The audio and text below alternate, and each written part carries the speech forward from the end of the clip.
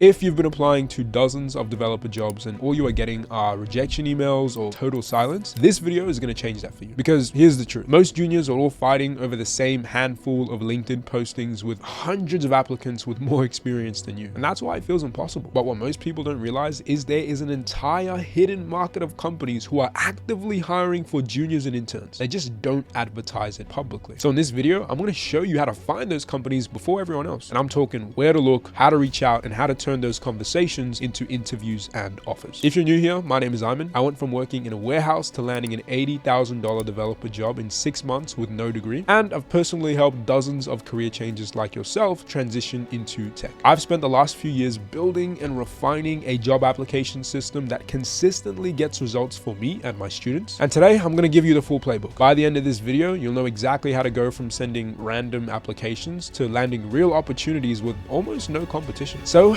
without further ado, let's jump straight in. Okay guys, welcome. In this one, we are going to cover the best application strategy to use when going about applying for your first entry-level developer role. So what I'm going to do is I'm going to break down this 3-step application strategy that I've come up with that is literally the best way to get hired as a junior developer. And how this is going to work is I'm going to start by briefly walking you through each step. And then once you kind of have a basic idea of the 3 steps, what we will then do is dive a lot deeper into the thought process behind the 3 steps. We'll go through some demos and examples on how to actually carry out these steps so that by the end of this module, there's no sort of questions floating around in your head and you're fully equipped with everything that you need to know. So like I said, I'll start by briefly walking you through each 3 of these steps to give you an idea of what this strategy is going to look like. So essentially, instead of just applying at easy applies on LinkedIn and Indeed, what we are going to do instead, we're going to start by building a list of 30 to 40 to 50 companies who are most likely to hire for junior developers. And as you can see here, I have a few companies written down who are most likely to hire junior developers. And as we go through this module, I'll break down why I have chosen these particular kinds of companies. And then once you've built your list of 30 or 40 or 50 companies, what we will then do is basically just find the decision makers at those companies. So that's going to be senior software engineers, software engineering managers, anyone who has to do with the tech hiring process. And then I'm actually going to show you how to find their contact information, so their emails, their phone numbers, their LinkedIn's, and show you how to get in touch with them, which is the 3rd step. So I'm going to show you how to actually apply for a role at these companies by messaging these decision makers in a way that doesn't come across as desperate, in a way that also comes across as super organic. And obviously I'll also teach you how to maximize your response rate and make sure that you have the highest chances of getting hired. So that's the basic overview of what these 3 steps are going to look like. What I'm going to do now is actually dive into the details of the 3 steps, dive into examples, demos, explain the thought process behind everything, and yeah, we'll take it from there. So I guess I'll begin by diving into the first step here, which is to build your list. So essentially how this first step is going to work is you're going to build a list of, again, around 30 to 40 companies who, 1, have hired junior developers or interns previously that are based in your city. For example, if you are based in London, you're going to look for companies who have hired junior developers before that are based in London. And then the second kind of company we are going to build a list of is going to be digital agencies that are based in your city. So again, obviously, if you are based in London, you're going to look for digital agencies that are based in London. Now, the reason why we are building a list of these 2 particular kinds of companies is because they are the companies that are most likely and have the highest chances to hire for junior or intern developers. And the reason for that is, for this first kind of company, it's honestly just common sense. If someone were to ask you, okay, what company do you think is most likely to hire for junior developers or interns? You're going to say, well, the company that has done it in the past, right? Because if a company has hired for interns and juniors in the past, they are most likely going to do it again at some point in the future. So that's why we want to get in touch with those companies, build relationships with decision makers at those companies, so that when they do eventually hire for a junior or intern again, you're the first person that they think of. And now why digital agencies are also most likely to hire for juniors and interns is because of the nature of their business. So what you need to understand is digital agencies run at extremely low profit margins. So in order to save on expenses, save on costs, instead of hiring for a senior developer, which would, for example, be $160K per year or $200K per year, that's just a random number that I'm throwing out. Instead, what they will do is hire a cheaper, more junior developer developer for, let's say, 80K per year. And then they will then train that junior developer up to a senior level. And that basically allows them to get the same amount of work output for basically half the cost. And I know this seems super unethical and it seems like the agency is taking advantage of you. But if you think about it, it actually works perfectly in your favor and it's a win-win for both parties. The digital agency gets to save on costs and you also get to get your foot in the door. You're learning a ton because, you know, the company is trying to train you up to be the same productivity as a senior developer. And you're also earning a pretty decent salary. 80K per year is not bad at all. It's actually really good, especially when you're working remote. And the other reason why we actually want to apply to digital agencies, because agencies work with a ton of different clients. It means that you're going to get exposure to a ton of different projects and new technologies. So one day you could be working on an AI project. The next you could be working on a VR project, and then a crypto project, Web3 project. And exposure to all of these different new technologies is going to allow you to build your skill set way more quickly than you would at any other kind of company. So that is the kind of thought process behind why we are picking these two kinds of companies to obviously build a list and apply for. Now the question is, where the hell do we find these companies? So what I actually want to do now is give you a quick demo, basically just giving you 3 examples of how to, 1, find companies that have hired for junior developers or interns that are based in your city. I'll show you how to do that. And then I'll also give you 3 examples on how to find digital agencies that are based in your city. And that should give you everything you need to build a list of these companies on your own. So to start us off, I'll start with this one here. And in order to build a list of companies that have hired junior developers in the past, here is what we are going to do. So in order to find this first kind of company here, what I want you to do is go to LinkedIn. And when you're on LinkedIn, what you're going to do is go to the search tab. And what you want to search is the specific kind of developer role that you are looking to land, and then your location. So let's say I was someone who was looking for a front-end developer job and I was based in London. What I would do is I'd type in front-end developer London. And once you've made this search, what you want to do is click on the people tab, and then you want to go to the location tab and filter by your city. Now, once we've done this, what we want to do is basically just go through every single one of these developers here. And we don't want to look at the company that they are working at currently, but we want to look for the company that gave them their first junior developer or intern role. For example, let's say we go into Mix right here. If we scroll down, we can see that he's currently working as a front-end developer at Global. We don't care. We want to look for the company that gave him his first front-end developer role. And it looks like the first company that gave him a shot was this company right here. So this dude was a violin instructor. He studied violin, learned to code on his own. And this company right here was the company that brought him on and gave him a shot. So if this company has a history of hiring career changers, they have done it in the past, they've done it with this person here. Chances are they have done this for dozens of other people. They have taken a chance on dozens of other career changes, and they are probably going to continue doing this in the future. So what we want to do is we want to take the name of this company. So Iris Audio Technologies, let's copy this. So let's just copy this name. And what you want to do is create a separate Google Doc, and you can call this something like company list. And in this Google Doc, what you want to do is you want to note down the name of every single company that you come across that is giving people their first opportunity in tech as career changers. Again, Iris Technologies took a chance on this violin instructor. So no matter what career you're coming from, chances are if you're good enough, they'll probably take a chance on you too. So again, you want to write the name of this company down, and obviously later in the module, I'll show you how to get the contact information of the decision makers there and apply and maximize your chances of actually getting a shot. So that's one example of a company that we would write down. Now let me give you a couple more examples to really drive this point home. All right, so let's say we click now into Alessandro. We scroll down, we can see that right now he is a front-end engineer at Trotter. Again, we do not care. Let's look at the company that gave him his first shot in the industry, and it looks like that was Oreo Studio. So that shows us that this company right here is willing to bring on front-end developers who don't have any previous experience. Again, they did it for him. They've probably done it for dozens of other people. So we want to note this company down. We want to get in touch with them. So let's click into them. Let us copy the name and let's paste this into our Google Doc. And now let me give you just one more example to really drive this point home. All right, let's click into Atanas. I don't know if I'm butchering that name. And let's quickly have a scroll through. Okay, beautiful. This is a perfect example of a kind of company we would write down. All right, we can see that this dude was an accountant for 5 years. And then he did a coding bootcamp for 6 months. No formal degree or anything like that. And the company that gave him his first shot in the industry as an intern developer was Pharma Spectra. So I know I keep saying this again and again, but if a company took a chance on him without any formal degree, coming from a coding bootcamp and an accounting background, they've probably done it for dozens of other people and are going to do it in the future. So we want to cash in on that. So let's click into this company and let's note it down on our list. And honestly, I think that's enough examples. You should sort of get the idea at this point. You sort of just click into people's profiles. You look for the company that gave them their first junior or intern developer role. Bonus points if that person is a career changer without a computer science background. And then you basically just do that until you have like 30 or 40 companies. And again, I did 3 companies in like 2 minutes. So honestly, it shouldn't take you that long to build your list. Now, for the second kind of company we want to build a list of or include in our list, it's going to be digital agencies that are based in your city. How you are going to find these companies is very, very simple and straightforward. You are literally just going to go to Google and search for digital agencies in your city. So again, let's assume we're based in London. We're going to search for digital agencies based in London. We go ahead, we hit search, and you can see that Google is going to serve us up dozens and dozens and dozens of companies that we can reach out to. So let's go ahead and just note a couple of these down. Let's just go to the first page here. Let's note this company down on our list. Let's note this company down. And then finally, we'll note this company down. Okay, that is more than enough. You should get the point. Very simple, very straightforward. Just go to Google Maps, digital agencies in your city, and then you can just note down as many as you want. Hey, hope you're enjoying the video so far. Just a quick side note, if you're serious about transitioning into the tech industry and you want me to personally help you through the entire process, all the way from learning the skills to landing your first developer job, click the first link in the description to apply for my one-on-one coding bootcamp. That's where I help career transitioners just like you go from complete beginners to landing 70 to 100K developer roles in just a few months. So if that sounds like you, the first link in the description has all the details. But without further ado, let's get straight back into the video. Now, once you had followed both of those strategies to build a list of 30 to 40 to 50 companies that fit into this category, now what we are going to do is then find the key decision makers at those companies. So once you've built a solid list, what you want to do is research each company on your list using LinkedIn, and you want to note down the names of anyone who looks like they are involved in the hiring process. So depending on the size of the company, this could be CEOs, CTOs, tech leads, senior software engineers, software engineering managers. Ideally, you want to stick to the more technical managerial roles like the ones I've listed here. But if you can only find HR roles, so that's stuff like a recruiter or a hiring manager, you can note them down as a last resort. And the reason we do them as a last resort is because they're not engineers themselves. They're not really technical. So that's not really the people you want to speak with. So to reiterate, for each company, you basically just want to find 2 to 3 people that fit ideally into this bracket, if not HR, recruiters, hiring managers as a last resort. And then once you note down 3 names, 3 people at each company, we then want to find their contact details. So this is going to be their LinkedIn profiles, their company emails, their phone numbers. And don't worry, I'm going to show you how to do all of that right now. So let's dive into our company list and let me break down how we can actually go about this whole second stage here. So the first part of this second step here is obviously researching each company and finding 2 to 3 key decision makers. And the second part of that is finding the contact information of the people or the decision makers that you've noted down for each company. So we'll start with the first part of that, which is actually finding the decision makers for each company in the first place. And I'll just give you a couple examples so you get an idea of how to do it on your own. So let's head over to our company list and let's start with Iris Audio Technologies. Let's find 2 to 3 decision makers at this company that we think could be most likely to determine the hiring process when it comes to developers and software engineers. So how we're going to do this is we're going to go to LinkedIn. We're going to search for Iris Audio Technologies. We're going to click into the company and we're going to head to the People tab. And in the People tab, like I explained, we're going to look for anyone who looks like they have some sort of say in the hiring process when it comes to developers at this company. So immediately, the first one that really stands out to me is the VP of Engineering. And you can see immediately when we click on her profile, she's an experienced software engineer and technical lead, which is the exact kind of role that has significant sway on the hiring process, again, for developers. So we're going to take her name and we are going to note it down, and we'll do it in a smaller font.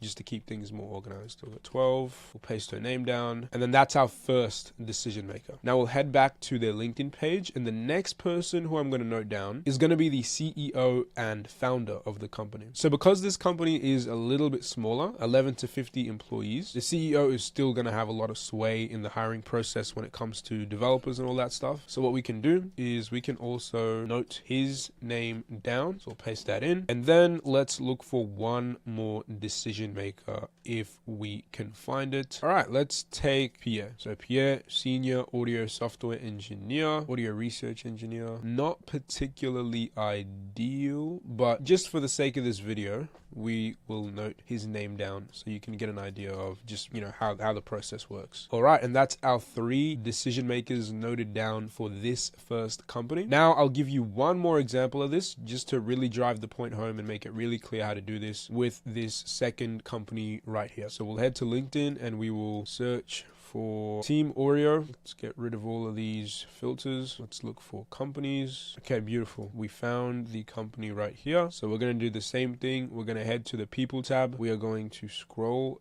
down and we're going to look for any decision makers that we can find. Okay, so this company turned out to be a dead end. So I feel like this is actually a really good example. So what you're going to find is some of these companies are going to be what we call dead leads, in the sense that a lot of these companies outsource to India and stuff like that, outsource work to cheaper countries. And you can sort of just tell by looking through their LinkedIn profile, yeah, this guy's based out in Bangladesh. So you can kind of just tell by looking through the employees at the company, whether the company outsources a lot of their work or whether they like to hire locally within the city. And obviously we want to look for companies that hire locally within the country. So we consider this again a dead lead. We can get rid of this company from our list. And then let's try this one more time with Pharma Spectra. So let's search for it.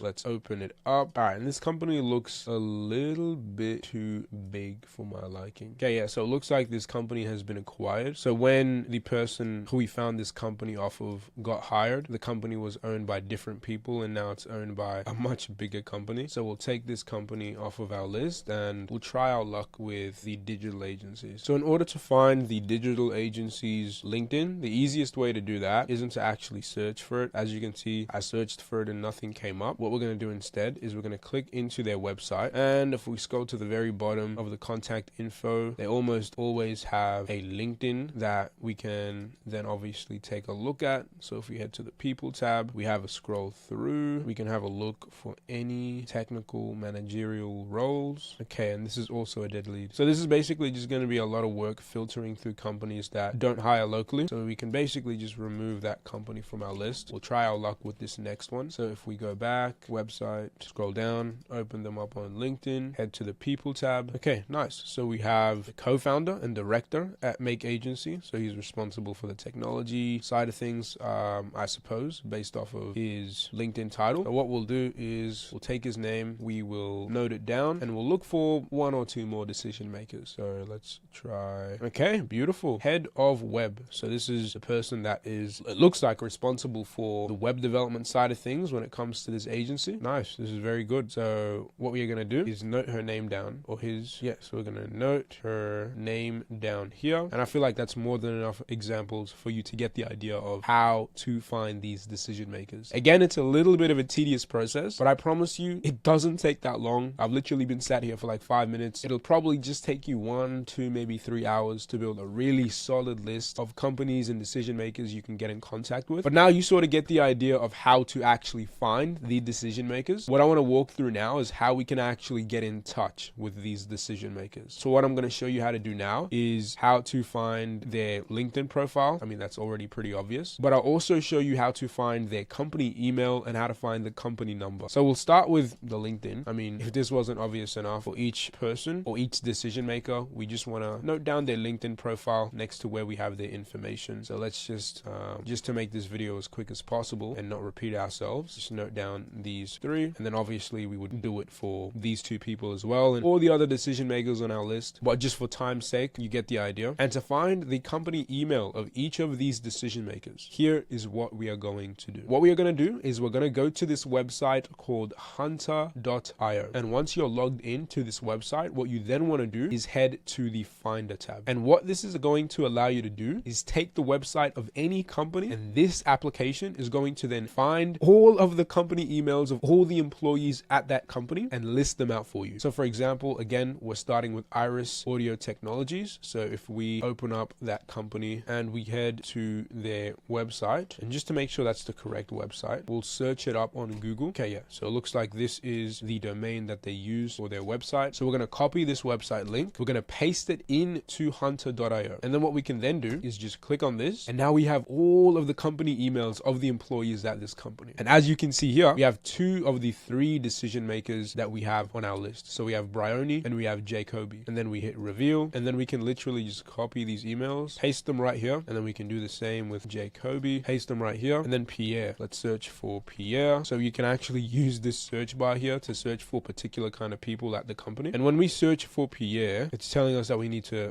put in the full name. So we'll go and we'll type in his full name instead, and bang, we have Pierre's email as well. So we can just copy this and bang, now we have the email of every single decision maker at that company. All right, so now we have all of their LinkedIn profiles, their company emails. Now the last thing we need is their phone numbers. So what you can do in order to get their phone numbers is two things. You can either send them a dummy email. So what you want to do is you want to create a spam email account, or you can just create an email account that doesn't have your name or anything at all and send them a quick test email. And sometimes what you'll find is they have an automated response. So these company emails a lot of the times will have an automated response that the employee set up that includes their personal phone number. So if you follow that strategy, you send them a quick test email, for example, to Jacoby at iris.audio, you may get a bounce back email that includes their phone number, and then you can note that down here. And since that's going to be their personal phone number, that is going to have the highest hit rate or the highest response rate. Or the easier method, which is not going to be as effective or get as high as a response rate, is going to be to basically just search the company up on Google. And a lot of the times they will literally include their phone number right here. So we can just copy that and add that in to each of the decision makers. Or more than likely, if the phone number isn't included on Google, it more than likely will be included on the company website. So you can just head to the contact us tab, scroll down to the bottom, and a lot of the times they'll have the number somewhere in the footer. So that's pretty much how you find the contact information of the decision makers. So now you have pretty much everything you need to carry out the first two steps of the process. You know how to build your list of companies, you know how to find the decision makers at those companies, and you also know how to find their emails and their contact information. Now the last part is figuring out how we actually use all of this information to make our move, apply to the company, and obviously get hired. So essentially what you want to do now is you want to message and reach out to, again, 2 to 3 decision makers at each company, which you have noted down, making sure to follow these key rules. You want to start by introducing yourself via email, phone call to the company, or even going into the company in person, which I think is the most effective strategy, or LinkedIn. And you don't have to limit yourself to one of these approaches. You can send the company an email. You can also give a phone call to the company. You can also go in person, and you can also send them a LinkedIn message all at once. But regardless of the method of approach that you choose, whether it's email, phone call, or in person, or LinkedIn message, the general format of your approach that you want to follow is, again, you want to start by introducing yourself and what you do. So for example, hey, I'm Ayman. I am a front-end developer with XYZ years of experience building web applications. And then you want to tell them what you like about their company. That's the next thing you want to do. And in order to get that unique thing that you quote unquote like about their company, literally just check their portfolio, check their company websites, pick something out, and then give them a unique compliment based off of what you saw. You don't want to seem like you just went through the website and picked the first thing that you saw. You actually want to very carefully read it and pick something out that you genuinely like. For example, if we look at Iris Audio, we can see that their whole thing is bridging the gap between AI and audio technologies. So what my unique compliment would be is, again, I would start by introducing myself. Hey, my name is Ayman. I'm a front-end developer with X, Y, and Z years of experience building web applications and this, that, and the third. And then after the compliment, I would say something like, I was researching local tech companies in my area and came across you guys and what you do. And I was honestly super impressed by what you guys are working on, bridging the gap between AI AI and audio technologies. It's something I've never seen before, and I found it super impressive and super unique. And then after you've introduced yourself and you've given the company a unique compliment, you don't then want to be like, are you guys hiring? Please hire me. Please give me a referral, begging for a job. No, you don't want to do any of that. You then want to tell them that you would just like to introduce yourself over a quick in-person coffee or virtual coffee so that you can learn how to upskill yourself so that you can best position yourself for when they are eventually hiring one day. It's very important that you follow this structure here. And the reason we do this is this doesn't come across as salesy or desperate and that you're just reaching out to the company for a job. No, it shows them that, hey, this guy's just genuinely interested in learning more about the company. He's not really too stressed about us hiring him now. He just wants to learn more about the company and how he can upskill himself and what we're working on. And the chances of a company bringing you in for this in-person coffee or hopping on a virtual coffee chat with you is going to be 10 times more likely than if you had just begged for a job. Now, the good thing about these meetings, these virtual coffees, these in-person coffees, is they are basically going to just emulate a job interview. You guys are going to build a relationship. You guys are going to talk about what the company does, what they're working on, what they look for in the engineers that they hire. And then they're going to ask you about your experiences, your projects, what you've worked on, your past experiences, which is basically just a job interview. That's exactly what you talk about in a job interview. I mean, you can even ask for the technical test that they usually give out during job interviews at the end of this meeting, and they will be more than happy to give it to you. All you need to say is, I was wondering if I could get the technical test that you guys usually give to software engineers that you are hiring. Not because I want a job, but because I just want to learn how I can best upskill myself and what I need to work on so that I can best position myself so that when you are eventually hiring one day, I'm the first person that you think of. And that is the approach that we are going to take. So in terms of reaching out, that is pretty much it in a nutshell. You just want to send a script like this, whether that's over email, whether that's in person, whether that's over the phone, whether that's on LinkedIn, where you follow the general format that I just outlined, where you're again introducing yourself and what you do and who you are, giving the company a unique compliment, which again you can find with just 5 seconds, 10 seconds of scrolling on their website. And then you ask to meet for a virtual coffee or an in-person coffee to learn more about the company and how you can upskill yourself so that when they are hiring, you are the first person that they think of. And then at the end, you obviously want to attach any portfolio websites, LinkedIn's, GitHub's, resumes, anything like that. So this is a script that I give to all of my students. If you want to screenshot this, you can just go ahead and do that. And yeah, you basically just want to reach out or send a message like that to 1, 2, even 3 people at the company. You want to start by sending a message to the people who are more technical managerial roles. So the CTOs, the VPs of engineering, all that stuff. And then if you don't hear back from them, that's when you can start messaging the other people that you have on your list that may not be as qualified, which could be like recruiters, hiring managers, all that stuff. Now, again, the key with this strategy and that I really want to drive home is that you never ask if they are hiring, because for one, this comes across as begging and desperate, and absolutely every company gets messages like this every single day. Even me, as someone who doesn't run a software company, I somehow get messages from people every single day begging for a job. Can you see how that's not going to make you stand out at all? You're just going to fall into the crowd of hundreds of people, if not thousands, who are asking and begging these companies for a job. And even if you see that the company is hiring and they have a job on LinkedIn for a developer role, you want to act as though you don't know, and that it's just a coincidence that you somehow messaged the company showing genuine interest. You didn't even know that they were hiring, and now they have the opportunity to hire someone who is authentically interested in the company. So that's pretty much the entire 3-step strategy. Very, very simple and straightforward. In order to maximize your chances of landing these virtual coffees and getting responses, you want to follow up with people who don't respond to you every single week, again and again and again and again. And you also want to make sure to attach your personal website, your resume, and your portfolio to every single message. And this is a strategy that isn't going to get you hired overnight. I'm not going to lie to you, this is going to be a bit of a process. But once you start to build those relationships over the next 1-2 months, you have those virtual coffee chats, you meet for coffee in person, eventually a role is going to open up at one of these companies. And you are going to be the first person that snaps up that role, because if you think about it, the company has already interviewed you. They've brought you in for a coffee. They know about your experience. They know about what you've worked on in the past. I mean, hell, you've probably even completed the technical test that they give out during interviews, so they know that you are already skilled enough. So before they even post a job on LinkedIn or anything like that, bang, they're going to reach out to you. They're going to offer you the job. And that is how you get hired in this harsh tech job market without competing with the saturated job postings on LinkedIn. I hope it opened your eyes to how deep the rabbit hole really goes in terms of landing that first entry-level developer job. And if you have any questions about this, let me know in the comments below. I know there was a lot to take in here, but I promise you, if you focus and lock in on this application strategy, you're going to see absolutely crazy results over the next 1 to even 3 months. So that's the full system I use to help all of my students land their first developer jobs with almost no competition. Look, if you've made it this far, you are probably serious about changing careers and making this work. You're just tired of sending applications into the void and hoping something sticks. So here's what to do next. If you want to keep learning for free, go watch my 1 hour and 30-minute course right here on YouTube. I walk you through everything I know about how to transition into the tech industry as a complete beginner, all the way from learning the skills to building projects to landing interviews, and I'll pop that up somewhere on the screen now. But if you're done wasting time trying to piece together everything yourself and want me to personally coach you through the entire process, help you build your portfolio, and guarantee you get hired, click the first link in the description and apply to join my one-on-one coding bootcamp today. That's where I work directly with people like you, career changers and transitioners, and help them land 70 to 100K developer roles guaranteed. Thanks for watching, like and subscribe, and I'll see you in the next one.